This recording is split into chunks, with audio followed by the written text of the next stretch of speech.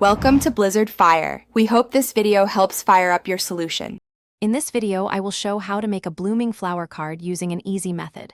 First, gather your materials. You'll need some cardstock, a pair of scissors, glue, and a ruler.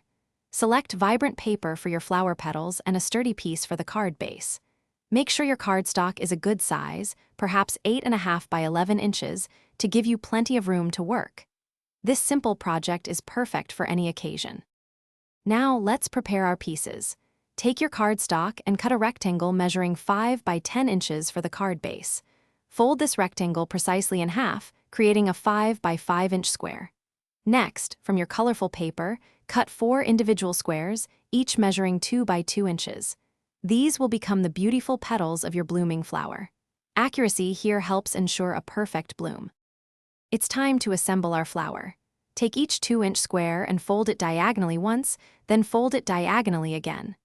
This creates a small triangle. Now, carefully cut a curved edge along the open side of each folded triangle. When you unfold these, you'll have 4 lovely 4-petal flower shapes. These will be the magic behind your blooming card, so take your time with each cut.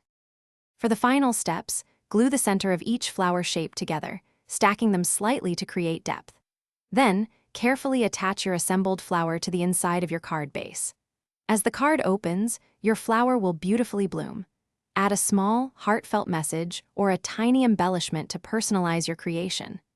Don't forget to check the description below for a link to a fantastic book that can truly change how you think about money, along with other great deals.